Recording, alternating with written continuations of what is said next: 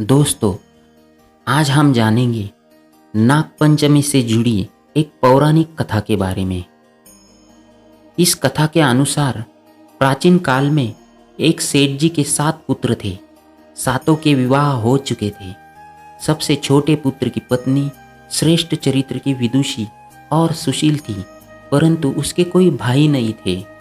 एक दिन बड़ी बहू ने घर लीपने को पीली मिट्टी लाने के लिए सभी बहुओं को साथ चलने को कहा, तो सभी धलिया और खुरपी लेकर मिट्टी खोदने लगी। तभी वहाँ एक सर्प निकला, जिसे बड़ी बहू खुरपी से मारने लगी। यह देखकर छोटी बहू ने उसे रोकते हुए कहा कि इसे मत मारो, ये बेचारा तो निरपराध है। यह सुनकर बड़ी बहू ने उसे नहीं मारा। तब सर्प एक ओर जा बैठा। तभी छोटी बहू ने उससे कहा कि हम अभी आते हैं, तुम यहाँ से जाना मत। यह कहकर वह सबके साथ मिट्टी लेकर घर चली गई और घर के कामकाज करने लगी। लेकिन इस दौरान वो सर्प से जो वादा किया था उसे भूल गई। उसे दूसरे दिन वह बात याद आ गई, तो सबको साथ लेकर वहाँ पहुंची और सर्प को उस स्थान पर बैठा देखकर बोली, सर्प भैया नमस्कार।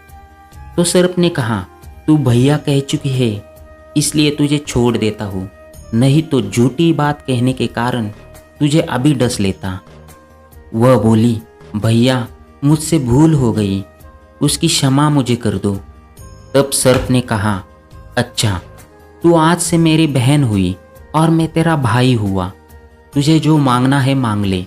वह बोली, भैया मेरा कोई भाई नहीं है, अच्छा हुआ जो तू मेरा भाई बन गया। कुछ दिन व्यतीत होने पर वह सर्प मनुष्य का रूप रखकर उसके घर आया और बोला कि मेरी बहन को भेज दो। सबने कहा, इसके तो कोई भाई नहीं थे। तो वह बोला, मैं दूर के रिश्ते में से इसका भाई लगता हूँ, बचपन में ही बाहर चला गया था। उसके विश्वास दिलाने पर घर के लोगों ने छोटी को उसके साथ भेज दिया। उसने मार्ग में बताया कि मैं वही सर्प हूँ, इसलिए तू डरना नहीं और जहाँ चलने में कठिनाई हो वहाँ मेरी पूँछ पकड़ लेना। उसने कहे अनुसार ही किया और इस प्रकार वह उसके घर पहुँच गई। वहाँ के धन ऐश्वर्य को देखकर वह चकित हो गई। एक दिन सर्प की माता ने उससे कहा, मैं बाहर जा रही हूँ, तू अपने भाई को ठंडा दूध पिला देना। उसे यह बात ध्यान न रही और उसने गर्म दूध पिला दिया, जिसमें उसका मुख बुरी तरह जल गया। यह देखकर सर्प की माता बहुत क्रोधित हुई, परंतु सर्प के समझाने पर चुप हो गई। तब सर्प ने कहा कि बहन को अब उसके घर भेज देना चाहिए। तब सर्प और उसके पिता ने उसे बहुत सा सोना, चांदी, जवाहरात, वस्त्रभूषण आदि देकर उसके घर पहुंचा दिया। इतना ढेर सारा धन देखकर बड़ी बहू ने ईर्ष्या से कहा, भाई तो बड़ा धनवान है, तुझे तो उससे और भी धन लाना चाहिए था। सर्प ने यह वचन सुना तो सब वस्तुएं सोने की लाकर दे दी। यह देखकर बड़ी बहू ने कहा, इन्हें झाड़ने की झाड़ू भी सोने की होनी चाहिए। तब सर्प ने झाड़ू को भी सोने का बना दिया। सर्प ने छोटी बहू को हीरा मणियों का एक अद्भुत हार दिया था। उसकी प्रशंसा उस देश की रानी ने भी सुनी और वह राजा से बोली कि सेठ की छोटी बहू का हार यहाँ आना चाहिए। राजा ने मंत्री को हुक्म दिया कि उससे वह हार लेकर शीघ्र उपस्थित हो। मंत्री ने सेठ जी से जाकर कहा कि महारानी जी छोटी बहू का हार पहनेगी, वह उससे लेकर मुझे दे दो। सेठ जी ने डर के कारण छोटी बहू से हार मंगाकर दे दिया। छोटी बहू को यह बात बहुत बुरी लगी। उसने अपने सर्प भाई को याद किया और आने पर प्रार्थना की कि भैया, रानी ने हार छीन लिया है, तुम कुछ ऐसा करो कि जब वह हार उसके गले में रहे तब तक के लिए सर्प बन जाए और जब वह मुझे लौटा दे तब हीरो और मणियों का हो जाए। सर्प ने ठीक वैसा ही किया।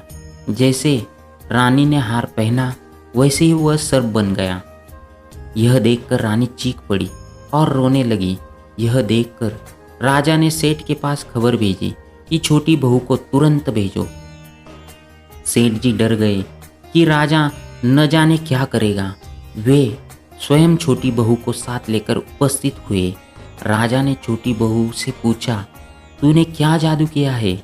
मैं तुझे दंड दूंगा। छोटी बहू बोली, राजन, धृष्टता क्षमा कीजिए। यह हार ही ऐसा है कि मेरे गले में हीरो और मणियों का रहता है और दूसरों के गले में सर्प बन जाता है। यह सुनकर राजा ने वह सर्प बना हार उसे देकर कहा, अभी पहन कर दिखाओ। छोटी बहू ने जैसे ही उसे पहना वैसे ही हीरो मणियों का हो गया। यह देखकर राजा को उसकी बात का विश्वास हो गया और उसने प्रसन्न होकर उसे बहुत ही मुद्राएं भी पुरस्कार में दे दी। छोटी बहू अपने हार और धन सहित घर लौट आई। उसके धन को देखकर बड़ी बहू ने ईर्ष्या के कारण उसके पति को सिखाया कि छोटी बहू के पास कहीं से धन आया है। यह सुनकर उसके पति ने अपनी पत्नी को बुलाकर कहा, ठीक ठीक बता, यह धन तुझे कौन देता है? तब वह सर्प को याद करने लगी। तब उसी समय सर्प ने प्रकट होकर कहा, यदि मेरी धर्म बहन के आचरण पर संदेह प्रकट करेगा तो मैं उसे डस लूँगा। यह सुनकर छोटी बहू का पति बहुत प्रसन्न हुआ और उसने सर्प देवता का बड़ा सत्कार किया। उसी दिन से नागपंचमी का त्यौहार मनाया जाता है और स्त्रियां सर्प को भाई मानकर उसकी पूजा करती है। दोस्तों, इस प्रकार ये नागपंचमी की कथा थी। ये कथा आपको कैसी लगी कमेंट कर ज़रूर बताना। धन्यवाद। जय श्री राम।